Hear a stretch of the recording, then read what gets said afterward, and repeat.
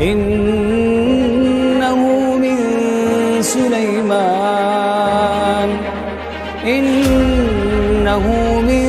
سليمان وإنه بسم الله الرحمن الرحيم.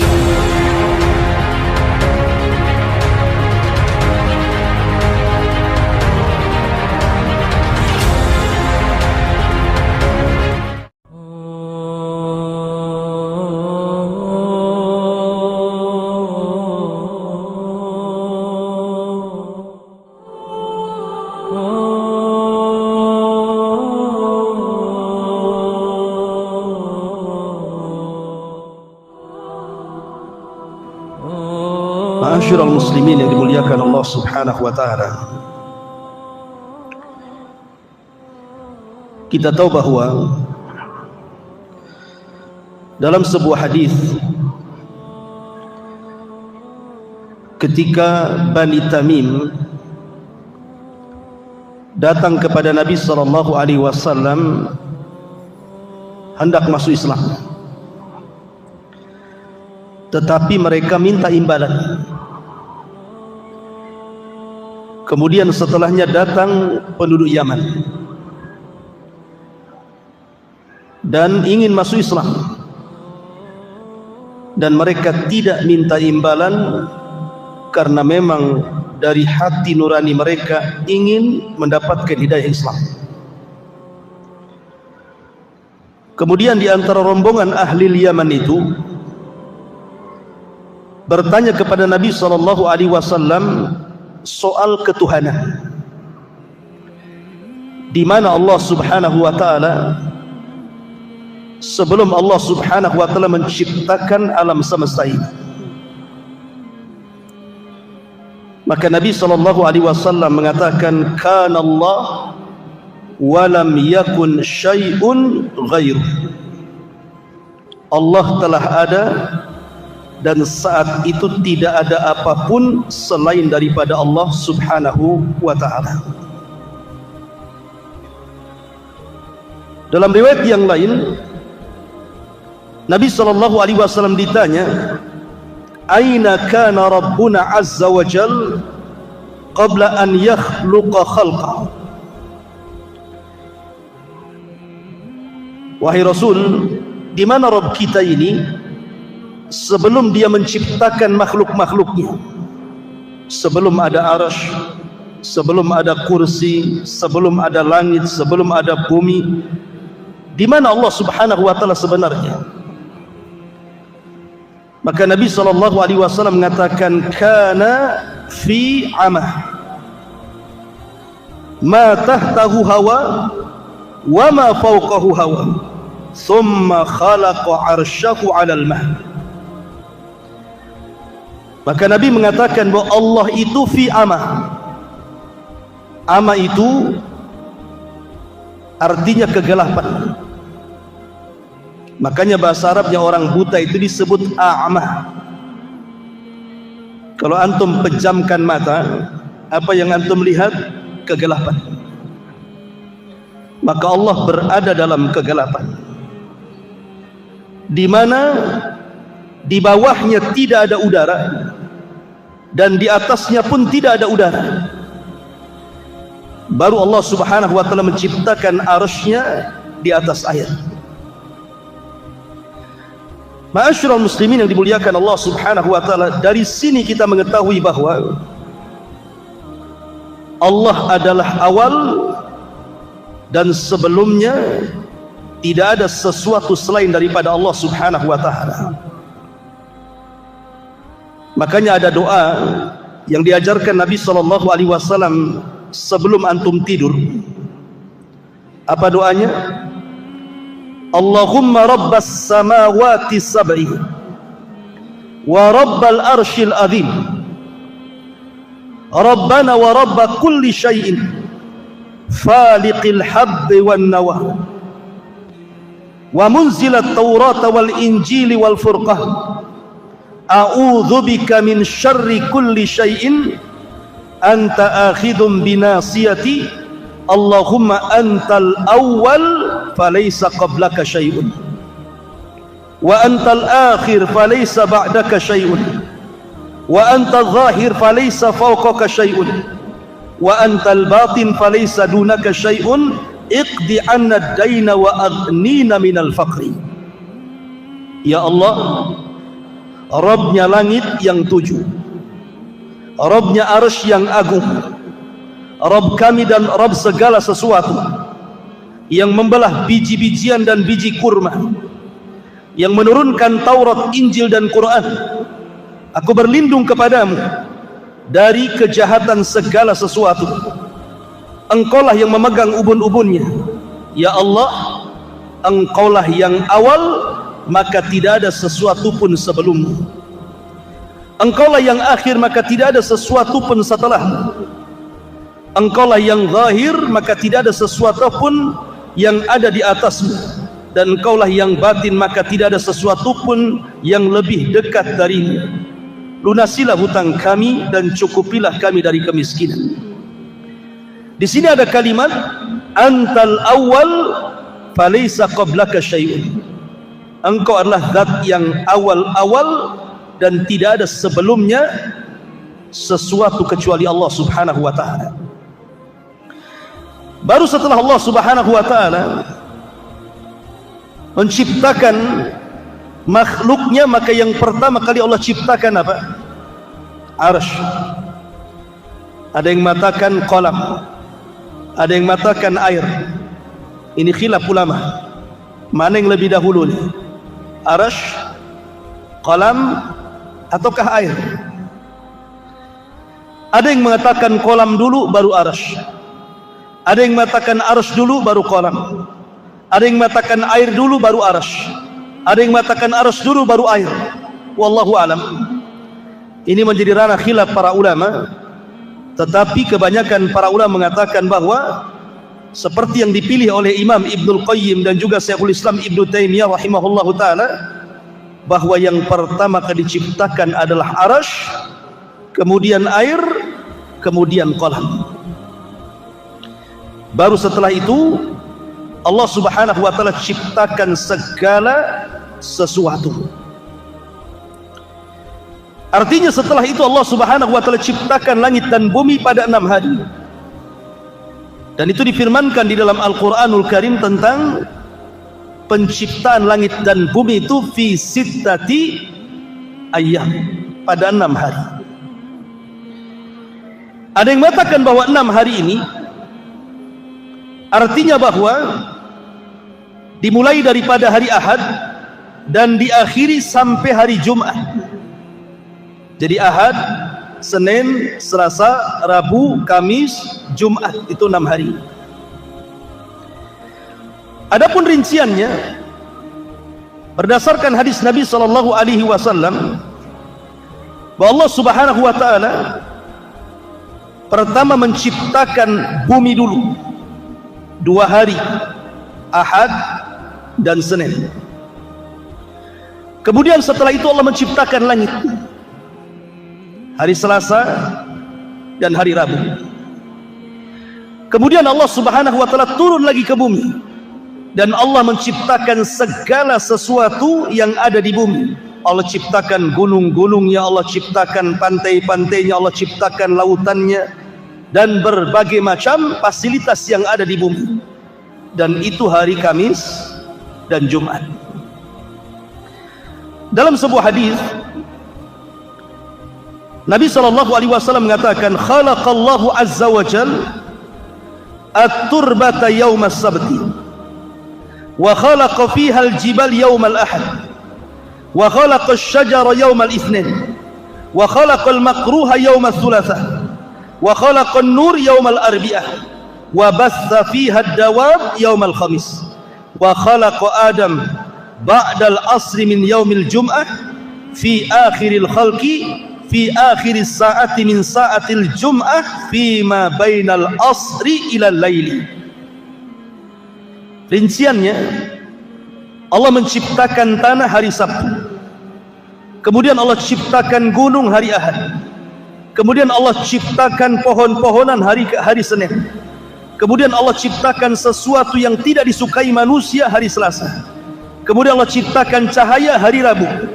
Kemudian Allah Subhanahu wa taala ciptakan binatang-binatang hari Kamis, dan Allah ciptakan Adam setelah asar di hari Jumat. Ma'asyiral muslimin yang dimuliakan Allah Subhanahu wa taala, intinya bahwa setelah Allah Subhanahu wa taala ciptakan langit dan bumi dan berbagai macam galaksinya sampai kepada arasy-Nya, banyak peristiwa-peristiwa yang terjadi di langit. Apa saja peristiwa-peristiwa yang terjadi di langit itu? Tentu karena ini perkara gaib, harus berdasarkan nas. Langit kedua saja, jangan langit kedua, langit pertama saja kita tidak bisa melihatnya. Yang antum lihat itu awan, itu bukan langit. Karena langit itu sesuatu yang ada bangunannya.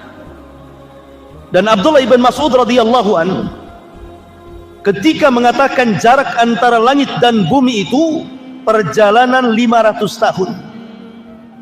Bayangkan perjalanan 500 tahun itu sampai di mana? Itu dari bumi ke langit, dalam asar Abdullah ibn Mas'ud radhiyallahu an. Makanya ketika para ulama membahas soal bulan, apakah bulan itu di bawah langit ataukah bulan itu di atas langit? Bagi yang mengatakan bahwa bulan itu di atas langit, berarti tidak ada orang yang sampai ke bulan. Tetapi kalau bulan itu di bawah langit, memungkinkan orang sampai ke bulan. Alasannya karena langit itu ada pintunya. Makanya dalam peristiwa Mi'raj, Nabi SAW dibawa oleh Jibril, dan Jibril tidak serta-merta langsung naik ke langit pertama, tapi lewat pintunya.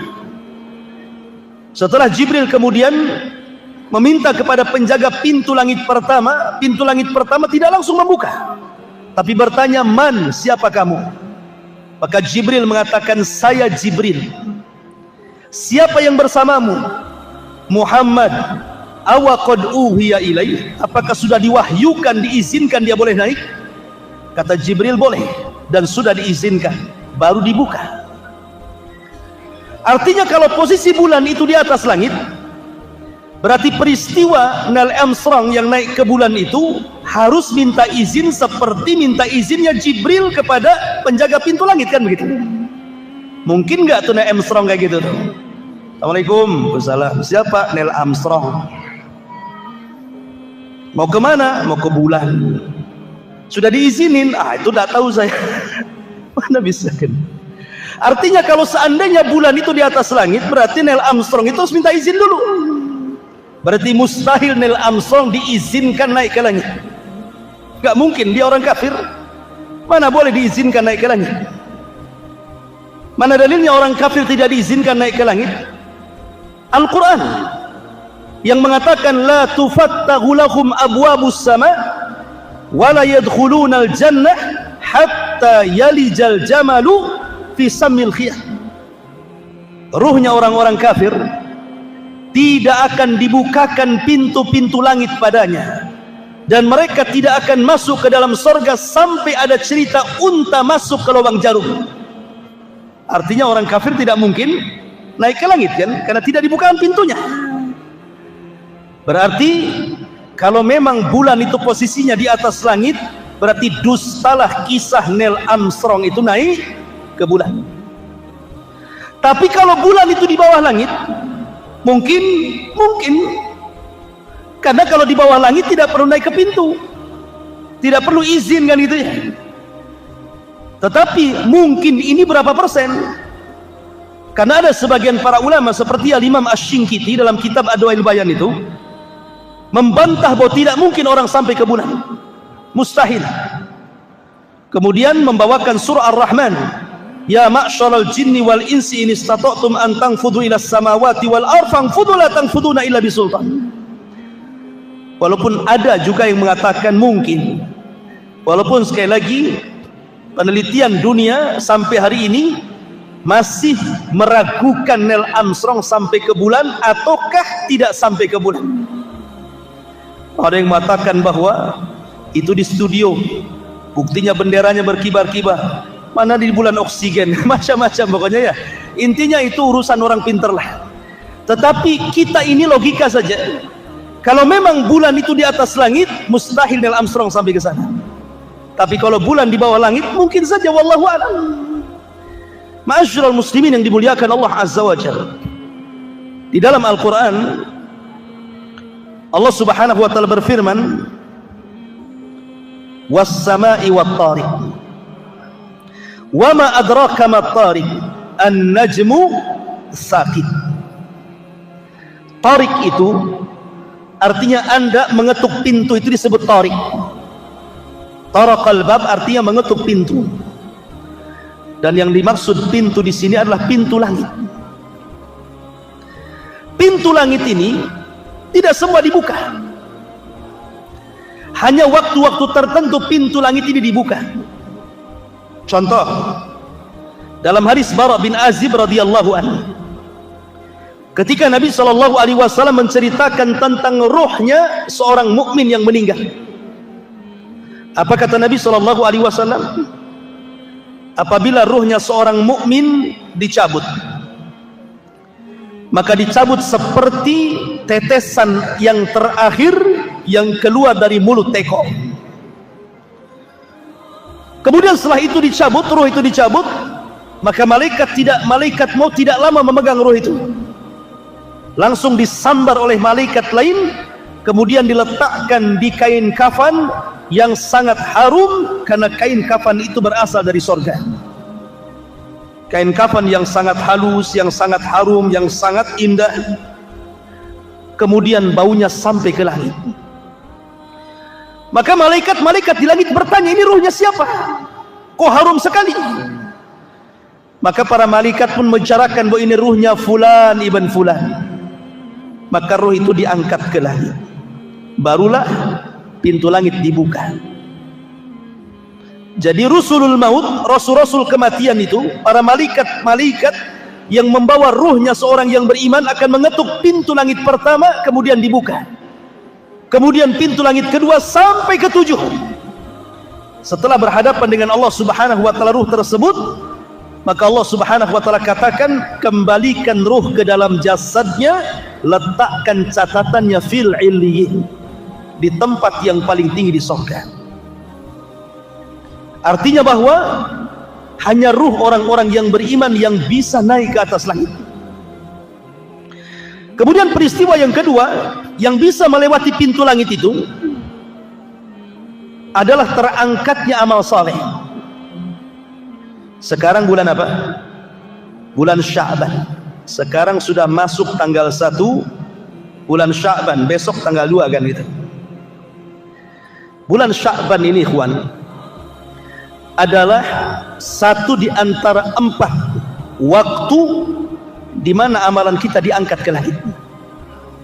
Satu di antara 4 waktu di mana amalan kita diangkat ke langit. Waktu yang pertama, setiap asar dan setiap fajar.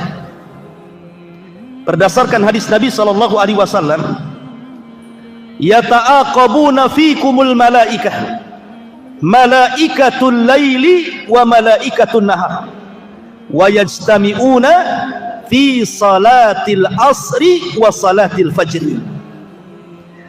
Kata Nabi SAW, setiap hari Allah itu menugaskan para malaikat untuk mencatat kebaikan kita selama 24 jam.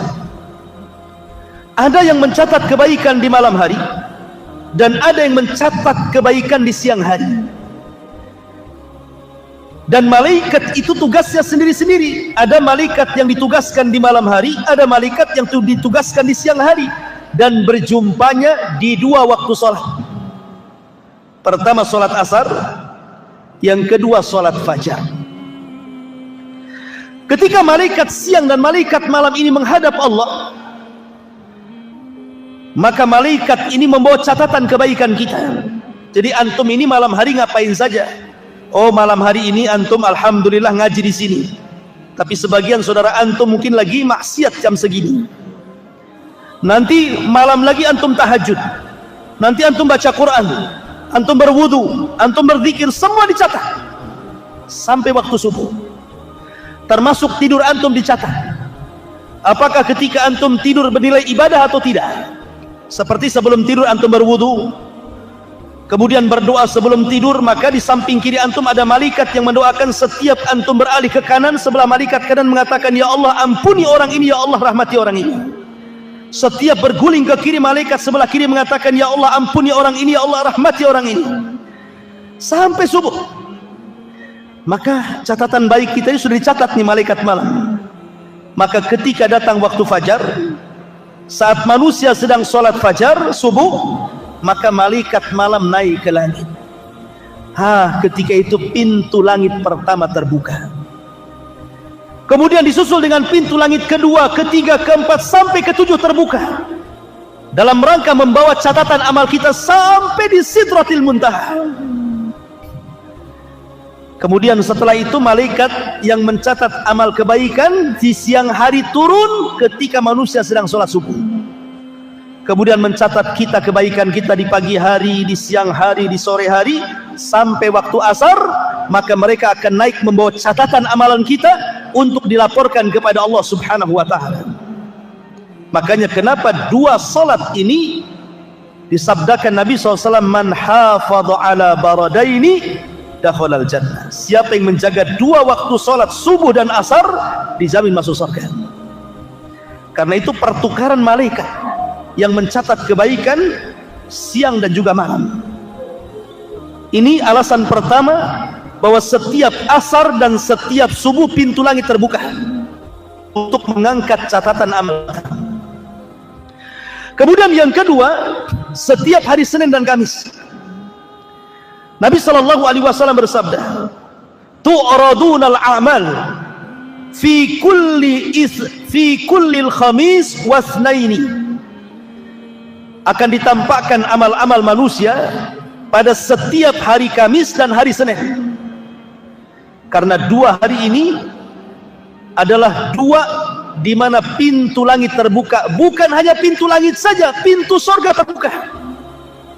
Setiap hari Senin pintu sorga terbuka. Setiap hari Kamis pintu sorga terbuka. Apalagi pintu langit. Untuk apa? Mengangkat catatan amal kebaikan kita. Dan semua manusia akan diangkat, kecuali dua orang nggak diangkat amalannya. Setiap Senin dan Kamis dua orang akan diangkat amalannya. Pertama, orang musyrik akan diangkat. Yang kedua, musyakhin, orang yang suka memutuskan silaturahim. Orang yang ada masalah dengan orang tuanya, masalah dengan saudaranya, masalah dengan tetangganya, masalah dengan kaum muslimin, suka bertengkar, hasad, dendam, dengki, nggak akan diangkat tuh amalannya. Kenapa Nabi SAW menyebutkan dua perkara, musyrik, musyakhin? Apa alasannya? Adapun musyrik, Allah mengatakan, la in asyrakta la yahbatanna amaluka wa la takunanna minal khasirin. Kalau engkau melakukan kesyirikan, hancur lebur amalanmu dan engkau termasuk orang yang rugi. Kalau hancur lebur, apa yang mau diangkat? Diangkat kalau ada amalannya. Kalau nggak ada amalannya, lo apa mau diangkat? Kan sudah lebur gara-gara kesyirikan dia. Kemudian musyakhin, orang yang dengki, hasad. Maka Nabi mengatakan, iyyakum wal hasad, fa innal hasada ya'kulul hasanah kama ta'kulun narul khatab. Hati-hati kalian, jangan ada hasad di hati kalian. Karena hasad itu bisa menghapuskan kebaikan kalian seperti api melalap seluruh kayu bakar. Lah kalau amalannya hangus dibakar api, seperti kayu bakar dilalap api sehingga jadi debu, apa yang mau diangkat?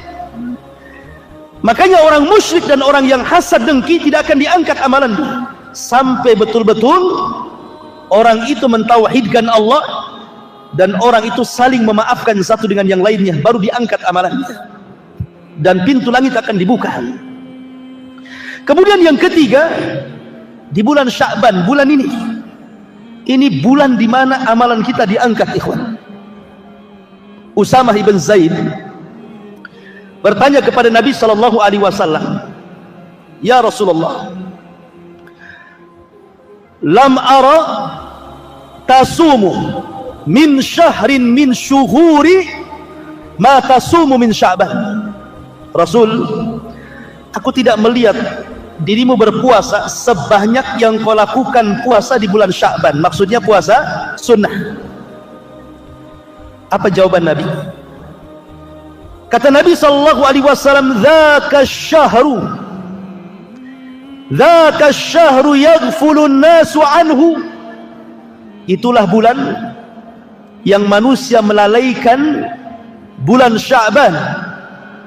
Bainar Rajab wa Ramadan, karena bulan Sya'ban terjepit antara Rajab dan bulan Ramadan. Rajab bulan mulia, Sya'ban bukan bulan mulia, Ramadan bulan mulia. Artinya Sya'ban itu terjepit di antara dua bulan mulia, sehingga orang melupakan. Orang sibuk di bulan Sya'ban ini, sibuk ngumpulin duit untuk Ramadan, sibuk bekerja, nggak peduli, yang penting Ramadan sudah terkumpul duitnya. Apalagi mendekati Ramadan harga mahal semua. Makanya kalau bisa Sya'ban ini borong semua, lupa dengan amal soleh, sibuk dengan dunia. Makanya Rasul mengatakan yaghfulun nasu anhu. Bulan Sya'ban ini bulan yang dilalaikan manusia, karena fokus ke Ramadan, Sya'bannya nggak fokus. Padahal Sya'ban ini bulan diangkat di amal. Kemudian Rasul mengatakan, wa huwa syahru turfa'u fihi al-a'mal, dan itulah bulan di mana amalan-amalan manusia diangkat ke langit. Kemudian kata Rasul, wa ana uhibbu an yurfa amali wa ana saimun, dan saya suka kalau seandainya amalanku diangkat sementara aku sedang berpuasa.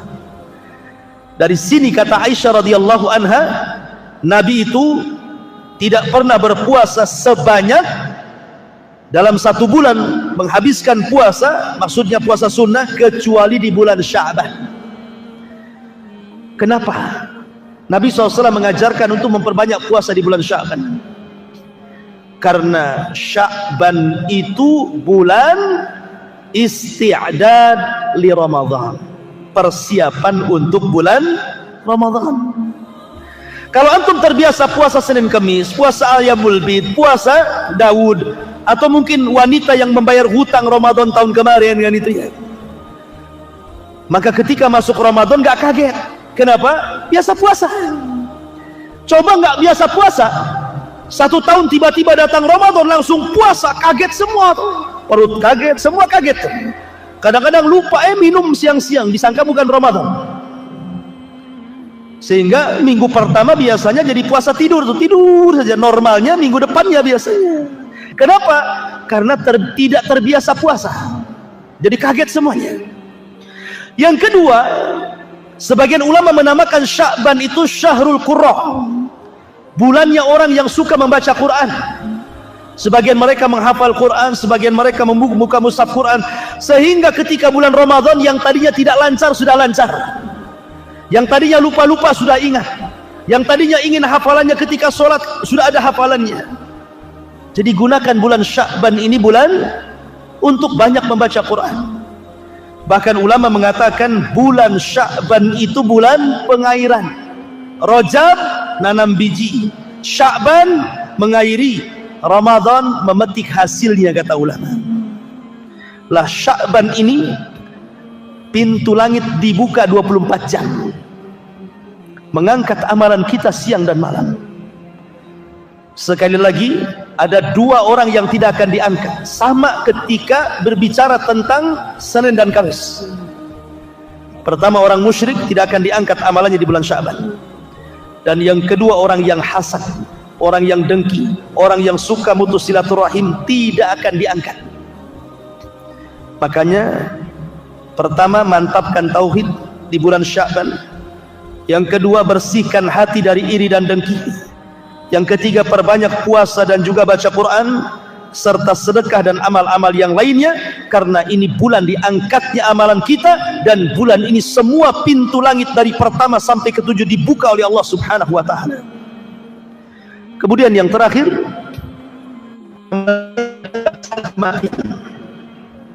Sebagaimana hadis Bara bin Azib tadi, ketika ruh diangkat, catatan ngikut dari bawah. Ketika menghadap Allah, maka Allah mengatakan, kembalikan ruh ke dalam jasadnya, tapi angkatlah fil illiyin, di tempat yang paling tinggi di sorga. Ini peristiwa langit yang luar biasa, di mana pintu-pintu langit terbuka saat diangkatnya amal. Ini yang kedua. Yang ketiga, Allah membuka pintu langit bagi manusia-manusia khusus. Pertama, Nabi Allah Idris alaihi salam. Ketika Allah Subhanahu wa taala mengatakan, wa rafa'na makanan aliyah, dan kami angkat Idris ke tempat yang paling tinggi, ada sebuah asar, walaupun sebagian para ulama menganggap ini kisah Israiliyah, tetapi ma'ruf dicantumkan dalam kitab-kitab tafsir. Sekali lagi, ini kisah Israiliyah. Kisah Israiliyah itu tidak perlu dibenarkan, tidak pula didustakan, cukup ditelaah saja ya. Kalau cocok dengan Quran Sunnah terima, kalau tidak cocok ya sudah, tidak usah diambil kan itu. Makanya Rasul mengatakan, hadithu an bani Israil wala haraj, ceritakan tentang kisah Bani Israil, tidak mengapa. Jadi suatu ketika Nabi Idris ini oleh Allah Subhanahu wa taala, karena melihat semangat ibadahnya, semangat dakwahnya, maka Allah Subhanahu wa taala memberikan pahala kepada Idris setiap harinya sebanyak umat yang didakwahinya. Idris mendapatkan pahala besar, senang dia.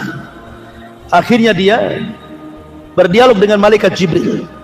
Ya Jibril, gimana caranya Allah menangguhkan kematianku supaya aku bisa umurnya panjang? Kata malaikat Jibril, bukan wewenangku, aku ini menurunkan wahyu, bukan pencabut nyawa. Kalau engkau ingin bernegosiasi tentang masalah usia, ngobrol langsung sama malakul maut, karena dia yang berhak mencabut nyawa seseorang. Kata Idris, kalau begitu jumpakan aku dengan dia. Maka kemudian Idris dibawa oleh malaikat Jibril kemana? Ke langit keempat, birruhi wal jasad, dengan ruh dan jasadnya. Otomatis langit pertama dibuka pintunya dong, kedua, ketiga, sampai keempat kan gitu. Makanya dalam peristiwa Isra Mi'raj, Rasul berjumpa dengan Idris di langit keberapa? Keempat. Ya. Maka sesampainya di langit keempat, tiba-tiba malaikat maut sudah di situ. Padahal belum dipanggil Jibril. Jibril kan pemimpin malaikat, dia berhak memanggil malaikat manapun karena dia pemimpinnya. Ketika sampai di langit keempat, kok malakul maut sudah di situ, seolah-olah menunggu. Maka Jibril mengatakan, heran, aku belum memanggil kamu, kok kamu sudah di sini? Kata malakul maut, aku juga heran. Aku ditugaskan oleh Allah Subhanahu wa taala mencabut nyawa manusia, mana ada manusia di langit keempat. Ya sudah, aku turun saja ke langit keempat, katanya. Kata Jibril, jangan-jangan yang kau maksud adalah Idris, karena tidak ada manusia di langit keempat kecuali dia, kan begitu ya. Idris mau minta tambah umur, malaikat maut pula ditugaskan nyabut umur. Itulah ajal. Apabila sudah sampai waktunya, tidak mungkin mundur, tidak mungkin maju. Di mana ada kaidah al-hadaru la yamna'ul qadar, menghindar dari kematian itu tidak mencegah takdir kematian. Orang ini kan mau menghindar dari kematian kan, takdir kematiannya sampai di situ. Ini yang pertama. Yang kedua, Isa bin Maryam. Ketika tentara Romawi, orang-orang Yahudi mengepung markas Isa bin Maryam, ketika itu Isa sedang bersama orang-orang Hawariyun, sahabat-sahabat setia Isa bin Maryam. Isa tahu dia akan ditangkap, dibunuh, disalib.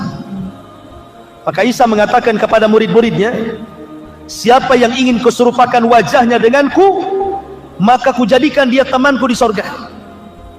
Maka satu di antara murid Isa siap digantikan wajahnya, diusaplah wajahnya sehingga mirip dengan Isa. Maka Isa pun tidur, kemudian diangkat ke langit, birruhi wal jasad, dengan ruh dan jasad. Kemudian orang yang diserupakan itu ditangkap, disalib dan dibunuh. Maka orang Yahudi mengklaim bahwa mereka sudah membunuh Isa bin Maryam. Padahal Isa tidak dibunuh, Isa tidak disalib, Isa diangkat ke langit. Ketika Isa diangkat ke langit, otomatis pintu langit dibuka. Dan dia pun tinggal di langit kedua bersama Yahya ibn Zakaria. Dan Isa ditemui oleh Rasul birruhi wal jasad karena belum mati. Maka dia berada dengan ruh dan jasadnya di langit kedua. Beda dengan para nabi yang lain, dijumpai oleh Rasul ruhnya saja, tetapi Isa ruh wal jasad. Ini peristiwa yang kedua. Yang ketiga, peristiwa Isra Mi'raj. Nabi sallallahu alaihi wasallam dimi'rajkan oleh Allah Subhanahu wa taala dari mana? Baitul Maqdis. Kenapa dari Baitul Maqdis? Karena pintu langit sejajar dengan Baitul Maqdis. Kenapa tidak dari Mekah saja? Langsung ke Sidratul Muntaha, turun lagi ke Mekah. Kenapa mesti dari Baitul Maqdis ke Sidratul Muntaha, balik lagi ke Baitul Maqdis, baru kemudian ke Mekah? Ulama mengatakan karena pintu langit sejajar dengan Baitul Maqdis, maka harus dari situ Rasul naik. Yang kedua, Baitul Maqdis itu kiblatnya para nabi, sehingga Nabi SAW harus sampai ke kiblatnya para nabi. Kemudian yang ketiga, di Baitul Maqdis inilah semua para nabi menyerahkan estafet dakwah mereka kepada Nabi. Karena ketika Rasul sampai di Baitul Maqdis, Rasul jadi imam. Di belakangnya para nabi, semuanya para nabi. Dan Nabi SAW jadi imam mereka, seolah-olah para nabi menyerahkan bahwa estafet dakwah kami, wahai Muhammad, kuserahkan kepada kamu. Makanya Nabi ajarannya akan sampai kepada seluruh para nabi yang di belakangnya. Ajaran Islam yang dibawa Rasul akan sampai ke daerah-daerah yang para nabi sholat di belakangnya. Makanya kita lihat bagaimana Islam menyebar di seantero dunia, kan? Ada di mana-mana. Mana negeri para nabi itu? Negeri para nabi itu Syam, Irak, Mesir, Jazirah Arab. Itu negeri para nabi. Dan Islam berkembang di 4 tempat. Mesir berkembang Islam sampai hari ini. Syam berkembang Islam hari ini. Irak berkembang Islam hari ini. Jazirah Arab berkembang Islam dari ini. Kenapa? Karena Rasul jadi imam di belakang para nabi yang pernah mendakwai daerah-daerah tersebut.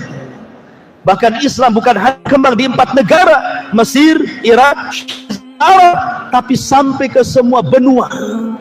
Benua Asia, benua Afrika, benua Eropa, semua ada Islam.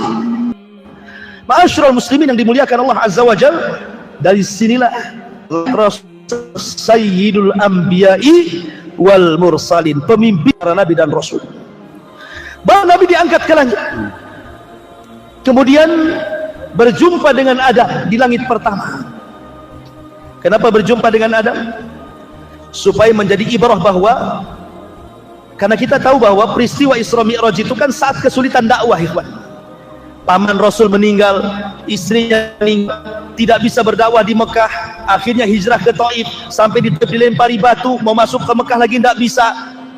Jadi Rasul itu sedang kesulitan berdakwah. Lah disitulah Allah Isra Mi'rajkan ke langit. Jadi ketika melihat para nabi, banyak pelajaran yang Nabi SAW ambil dari para nabi di langit itu. Pertama berjumpa dengan Adam. Sebagaimana Adam hijrah dari surga ke dunia, maka Rasul pun akan hijrah dari Mekah ke Madinah. Kemudian setelah itu berjumpa dengan Isa dan Yahya. Apa hikmahnya? Isa dan Yahya disakiti orang Yahudi, bahkan Yahya dipenggal lehernya untuk menjadi mahar seorang wanita pelacur bagi seorang raja.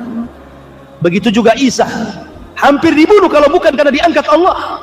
Artinya Nabi pun akan mengalami hal yang sama. Setelah hijrah dari Mekah ke Madinah, dia akan dihadapkan dengan permusuhan bersama orang-orang Yahudi. Bagaimana Yahudi Bani Nadir akan membunuh Rasul, bagaimana Bani Quraisy yang meracun Nabi SAW, bagaimana orang-orang Khaybar yang mengirim tukang sihir Labid bin Asam untuk menyihir Nabi SAW. Artinya Rasul akan dihadapkan dengan permusuhan besar dengan orang-orang Yahudi. Kemudian naik ke langit ketiga, berjumpa dengan Nabi Yusuf. Kenapa berjumpa dengan Nabi Yusuf? Yusuf itu disakiti saudaranya, usia 10 tahun dicemplungkan ke sumur, kemudian diambil para pedagang, dijual di Mesir. Maka Rasul pun dakwahnya yang pertama kali menghalangi siapa? Saudaranya. Siapa saudaranya? Abu Lahab dan saudara-saudara yang lain. Sehingga Allah turunkan ayat Tabbat yada Abi Lahabin wa tab. kemudian naik ke langit keempat berjumpa dengan Idris. Sebagaimana Idris diangkat derajatnya sampai ke langit keempat, maka Rasul pun akan diangkat derajatnya. Wa rafa'na laka dzikrah, kami akan angkat penyebutan wahai Muhammad. Hari ini tidak ada nama terbanyak di dunia kecuali nama Muhammad. Sebutkan nama, siapa nama yang paling banyak disebut di dunia kalau bukan nama Muhammad? Ketika antum azan mendengar nama Muhammad, ketika qomat mendengar nama Muhammad, ketika salawat mendengar nama Muhammad, ketika tasyahud mendengar nama Muhammad. Bahkan setiap ada orang lahir dikasih nama Muhammad, ada orang mu'alaf disebut nama Muhammad, macam-macam diagungkan namanya. Kemudian setelah itu naik ke langit keberapa? Kelima, berjumpa dengan Nabi Harun. Dan Harun lembut, maka Rasul diajarkan untuk lembut dalam berdakwah. Kemudian naik ke langit ke-6 berjumpa dengan Nabi Musa. Musa diuji oleh Allah Azza wa Jalla dengan banyak disakiti Bani Israel, sampai-sampai Rasul mengatakan, rahimallah akhi Musa udhiya katsiran fasabar. Sungguh Allah merahmati Nabi Musa, diuji banyak kali oleh Bani Israel tapi dia sabar. Maka Rasul pun akan sama, banyak ujian yang akan dilalui Nabi SAW. Bahkan semua ujian yang kita lalui sudah pernah diujikan Allah kepada Nabi SAW. Yang terakhir berjumpa dengan Ibrahim. Ibrahim adalah orang yang mirip wajahnya dengan Nabi SAW. Dia membangun Ka'bah, al-jaza'u min jinsil amal, balasan sesuai dengan amalannya. Dia pun bersender di tiang Baitul Ma'mur, Ka'bahnya para malaikat. Dan Rasul akan memakmurkan Ka'bah yang dibangun Ibrahim. Sampai hari ini umat Islam datang ke Ka'bah, memakmurkan Ka'bah yang dibangun Ibrahim. Wa idh yarfa Ibrahimul qawa'ida wa Ismail, dan ketika Ibrahim dan Ismail meninggikan Ka'bah, kemudian disyariatkan haji kepada manusia, maka haji satu di antara rukun Islam bagi kaum muslimin. Baru setelah itu naik ke Sidratil Muntaha. Bagaimana kasusnya, kisahnya, dan peristiwa-peristiwa langit yang lainnya masih banyak. Nanti kita uraikan setelah Isya, karena sudah masuk waktu Isya. Subhanakal bihamdika asyhadu an la ilaha illa anta astaghfiruka wa atubu ilaik. Allah ta'ala. Assalamualaikum warahmatullahi wabarakatuh. Kita masih membahas tentang peristiwa-peristiwa yang ada di langit. Dan tadi kita sudah menjelaskan di antara penyebab pintu langit itu terbuka adalah peristiwa Isra dan Mi'raj Nabi sallallahu alaihi wasallam. Dan tadi sudah saya singgung bagaimana Rasul berjumpa dengan para nabi. Singkat cerita, Nabi SAW akhirnya sampai di sebuah tempat yang disebut dengan Sidratil Muntaha. Sidrah itu sebuah pohon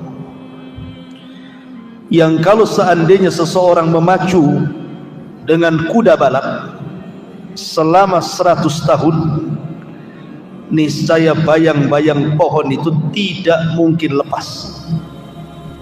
Saking besarnya pohon itu. Daunnya seperti telinga-telinga gajah, dan buahnya seperti tempat-tempat yang biasa orang-orang menyimpan kurma di situ. Artinya bahwa Sidratil Muntaha itu adalah akhir daripada seluruh ilmu makhluk-makhluk Allah Azza wa Jalla. Karena di atasnya tidak bisa dijangkau makhluk kecuali Allah Subhanahu wa taala. Disinilah Nabi sallallahu alaihi wasallam mendapatkan syariat salat. Makanya sering saya katakan bahwa salat itu ibadah mulia. Karena satu-satunya ibadah yang diwajibkan di langit, sementara ibadah-ibadah yang lain diwajibkan di bumi. Salat itu ibadah yang kewajibannya tanpa ada perantara antara Allah, malaikat dengan Rasul. tapi langsung Allah kepada Rasul. Bahkan solat menjadi rukun kedua setelah syahadatain, bahkan penentu semua amal. Kalau baik solatnya maka dianggap baik semua amalnya, kalau buruk solatnya maka dianggap buruk semua amalnya. Bahkan di akhirat amalan yang pertama kali dihisab oleh Allah Subhanahu wa ta'ala. Lah di atas langit inilah Nabi SAW banyak diperlihatkan. Pertama, Jibril. Rasul melihat bentuk Jibril dalam bentuk asli kedua kalinya. Yang pertama saat Nabi SAW mendapatkan wahyu di Gua Hira. Setelah itu baru Nabi SAW diperlihatkan bentuk Jibril yang sedang duduk di antara langit dan bumi. Kemudian kali kedua saat peristiwa Mi'raj, Nabi diperlihatkan bagaimana bentuk Jibril yang memiliki 600 sayap, yang satu sayap saddal ufuk, memenuhi langit, sehingga kalau antum melihat ke depan sayap Jibril, ke belakang sayap Jibril, samping kiri kanan sayap Jibril, saking menutup ufuk. Kemudian yang kedua, Nabi SAW diperlihatkan para nabi. Kemudian yang ketiga, termasuk Nabi SAW diperlihatkan Baitul Ma'mur. Baitul Ma'mur itu Ka'bahnya para malaikat. Satu hari, kenapa Allah Subhanahu wa ta'ala ciptakan Baitul Ma'mur untuk para malaikat? Begini ceritanya. Jadi ketika Allah Subhanahu wa ta'ala hendak menciptakan Adam, apa malaikat mengatakan, ataj'alu man yufsidu fiha wa yasfiku ad-dima wa nahnu nusabbihu bihamdika wa nuqaddisu lak, qala inni a'lamu ma la ta'lamun. Ya Rabb, apakah engkau akan menciptakan makhluk yang merusak bumi, menumpahkan darah, sementara kami makhluk yang senantiasa bertasbih kepadamu dan memuji kamu? Seolah-olah malaikat mengatakan, ginilah ya Rabb, sudahlah, tak perlu kau ciptakan Adam itu. Kalau tujuannya hanya merusak bumi, menumpahkan darah, biar kami yang menghuni bumi, biar tidak ada pertumpahan darah lagi, tidak ada yang merusak bumi lagi, biar kami yang menghuni bumi, kami yang akan bertasbih, beribadah siang malam setiap detik kepadamu. Melihat semangatnya malaikat dalam rangka beribadah kepada Allah Azza wa Jalla, di sini Allah Subhanahu wa ta'ala ciptakan Baitul Ma'mur supaya malaikat itu punya tempat ibadah khusus. Bagi manusia disebut Ka'bah, bagi malaikat disebut Baitul Ma'mur, Ka'bahnya para malaikat. Karena semangatnya mereka, Allah ciptakan Baitul Ma'mur. Maka malaikat pun memiliki Ka'bah sendiri. Kata Imam Ibnu Katsir rahimahullahu ta'ala dalam kitab Bidayah wa Nihayah, Baitul Ma'mur, Ka'bahnya malaikat ini kalau jatuh maka menimpa Ka'bah yang ada di bumi. Jadi satu garis lurus ke atas antara Ka'bahnya malaikat Baitul Ma'mur dengan Ka'bahnya manusia. Menurut Imam Ibnu Katsir dalam kitabnya Bidayah wa Nihayah. Lah setiap hari Rasul diperlihatkan bagaimana malaikat masuk ke Baitul Ma'mur itu jumlahnya 70.000 masuk ke Baitul Ma'mur. Di situ mereka tawaf, beribadah kepada Allah Azza wa Jalla satu hari saja. Habis itu mereka keluar dan tidak pernah kembali.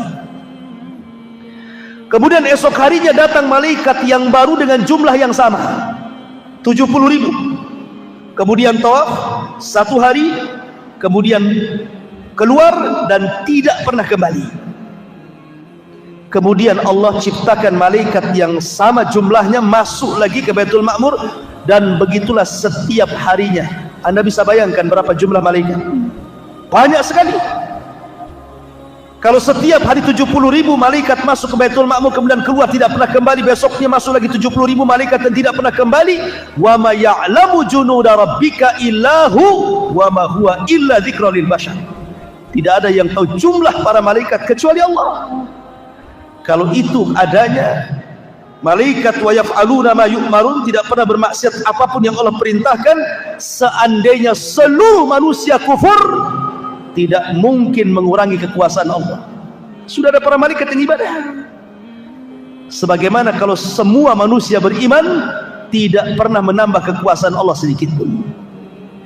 Ma'asyiral muslimin yang dimuliakan Allah Azza wa Jalla, termasuk Nabi SAW diperlihatkan Nahrul Kautsar. Nahrul Kautsar itu artinya telaga Al-Kautsar, di mana alirannya sampai ke Sidratil Muntaha. Kata Nabi SAW, aku melihat ada 2 aliran, ada 4 aliran, 2 zahir dan 2 batin. Adapun yang batin di sorga, adapun yang zahir di dunia, maksudnya Sungai Efrat dan Sungai Nil. Dulu asalnya air itu dari sorga, asalnya. Sebagaimana Adam kan asalnya dari tanah, anak cucunya kan bukan dari tanah. Jin asalnya dari api, anak cucunya bukan dari api. Sama Efrat dan juga Nil, asal airnya dari sorga. Habis itu ya tercampur air dunia lah kan itu. Artinya bahwa Rasul diperlihatkan itu di mana? Di langit sana. Termasuk Nabi SAW diperlihatkan sorga dan neraka. Di antaranya Nabi SAW masuk ke dalam sorga. Kemudian Nabi SAW melihat ada istana yang sangat megah. Kata Nabi SAW, dakhaltul jannah fa idza ana bi qasri minadz zahab. Aku masuk ke dalam sorga, tiba-tiba di hadapanku istana terbuat dari emas. Kemudian Rasul bertanya, ini untuk siapa ini? Maka malaikat mengatakan, li rajulin minal Arab, untuk laki-laki dari Arab. Kata Rasul, fadhanantu annahu ana, saya kan orang Arab, jangan-jangan saya. Kata Rasul, untuk siapa itu? Maka malaikat mengatakan, li rajulin min Quraisyin, untuk anak muda dari bangsa Quraisy. Kata Rasul, fadhanantu annahu ana, jangan-jangan saya kan dari Quraisy. Dan Rasul bertanya lagi, untuk siapa sebenarnya? Maka malaikat mengatakan, li Umar ibnil Khattab, itu istananya milik Umar bin Khattab. Kemudian Nabi SAW masuk ke dalam sorga, didengarnya ada suara terompah, suara sandal. Kemudian ditanya, itu suara sandal siapa itu? Maka dikatakan, itulah suara sandalnya Bilal bin Rabah. Maka kemudian Rasul ketika peristiwa Isra Mi'raj selesai, dia panggil Bilal dan mengatakan, ya Bilal, inni sami'tu khashkhasataka fil jannah, madza tasnah? Bilal, aku mendengar suara terompahmu di sorga, apa yang kau lakukan sebenarnya?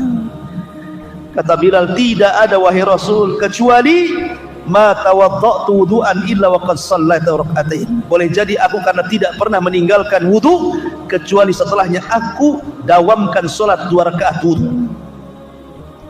Kemudian Rasulullah SAW masuk lagi, ada harum-haruman. Ini harumnya siapa wahai malaikat? Rupanya ini suara wangian dari Masyitah ibnati Fir'aun, dari Masyitah, tukang sisir anak putrinya Fir'aun.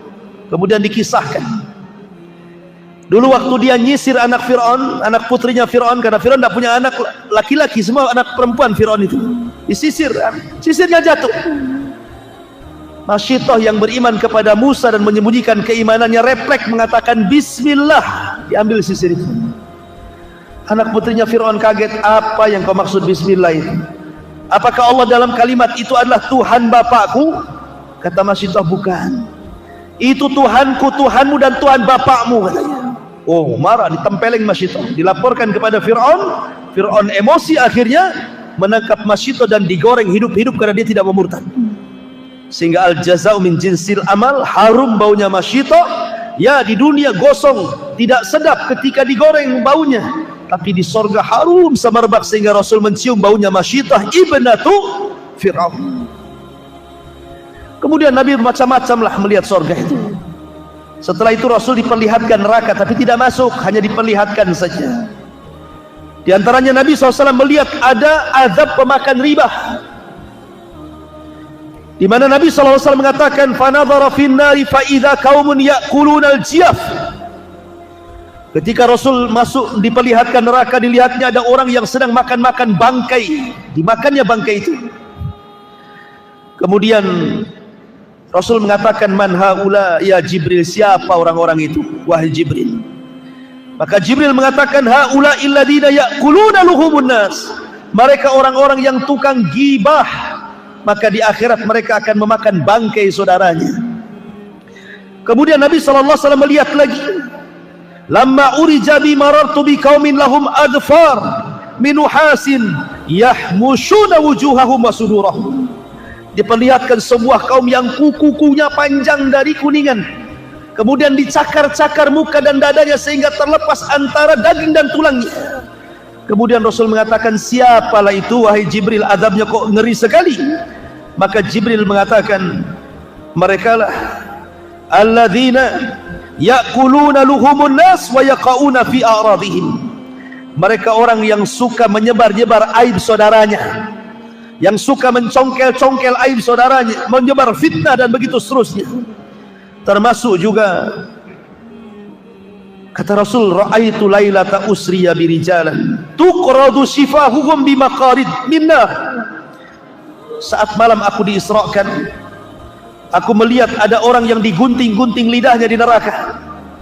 Kemudian aku katakan, ya Jibril, siapa mereka itu? Kok ada gunting api menggunting-gunting lidahnya? Maka Jibril mengatakan, haula al-khutaba'u min ummatika ya'muruna an-nas bil birri wa yansawna anfusahum wa hum yatluna al-kitab afala ya'qilun. Mereka para pendakwah dari umatmu, mereka pandai menyuruh manusia kepada kebaikan, tapi mereka melupakan diri-diri mereka sendiri. Maka mereka adalah khutbah, ahli khutbah yang menyebar fitnah di tengah-tengah manusia. Dan begitu seterusnya. Termasuk Rasul diperlihatkan makanan penduduk neraka zakum, yang Allah katakan inna syajarataz zakum ta'amun asim. Di mana syajarataz zakum itu keluar dari dasar jahim, di mana buahnya seperti kepala-kepala setan, dan itu adalah pohon yang dilaknat, di mana kalau dimakan akan menghancurkan tenggorokan dan perut, karena memang zakum terbuat dari api, na'udzubillah. Ma'asyiral muslimin yang dimuliakan Allah Subhanahu wa taala.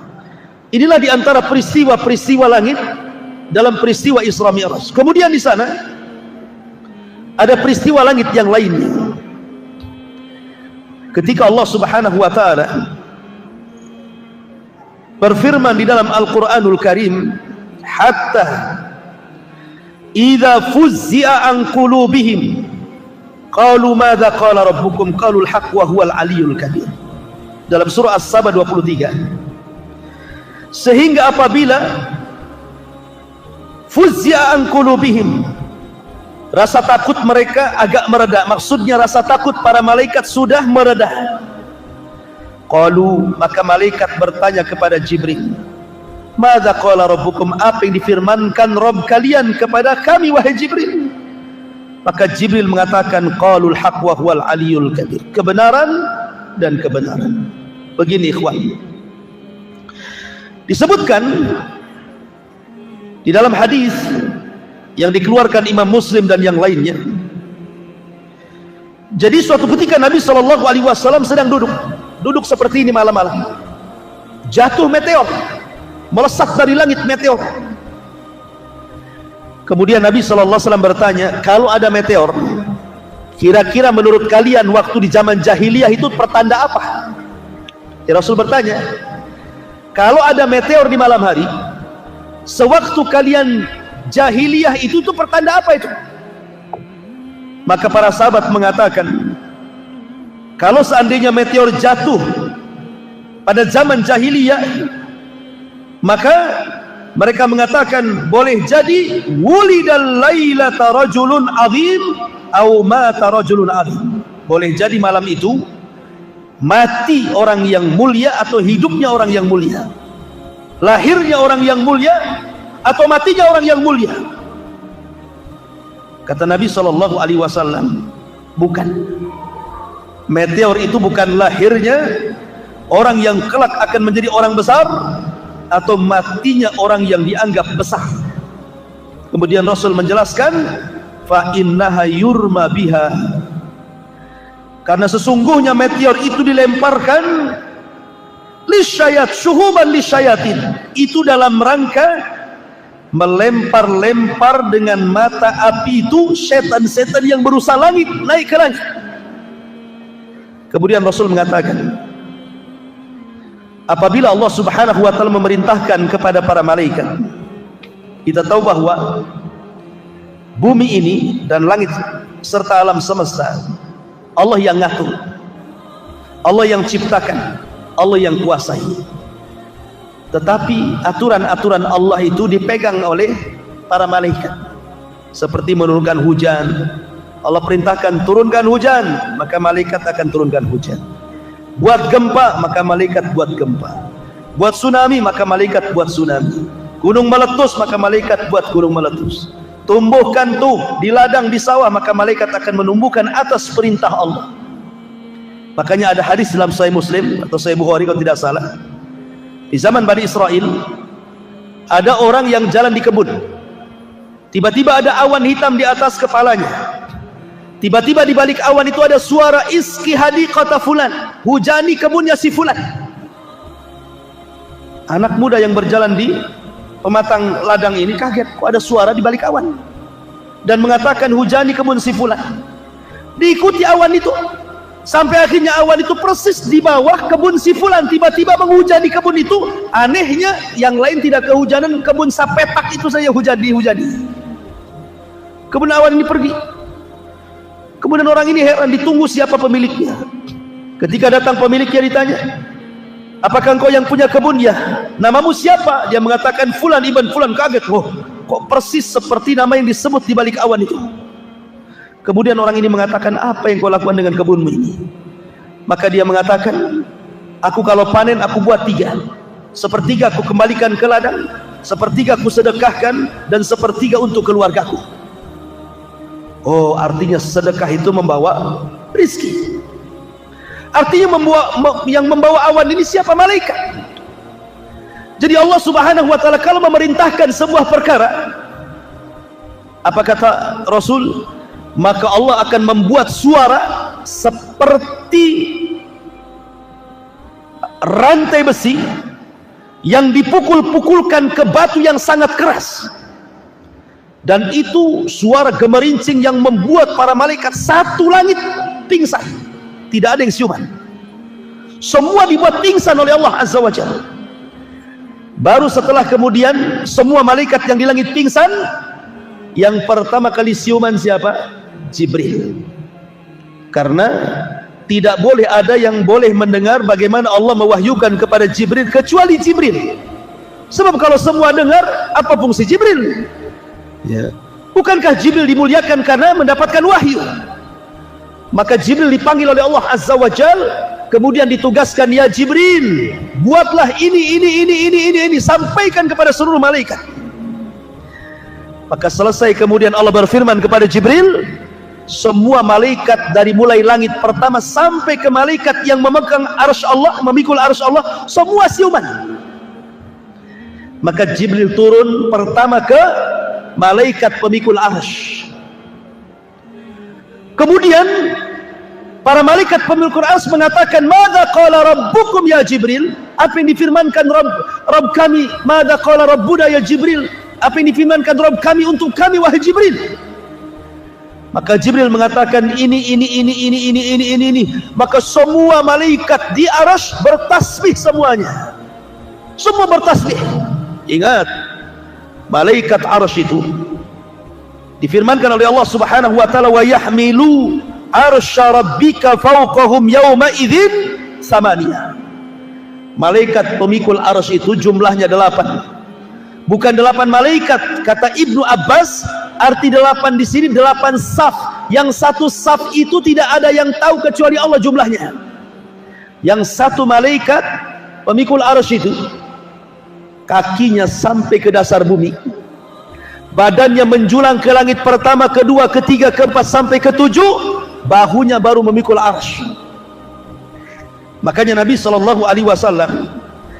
ketika mensifati malaikat pemikul arsy itu, antara daun telinga sampai ke bahu masirata 700 amin, perjalanan 700 tahun.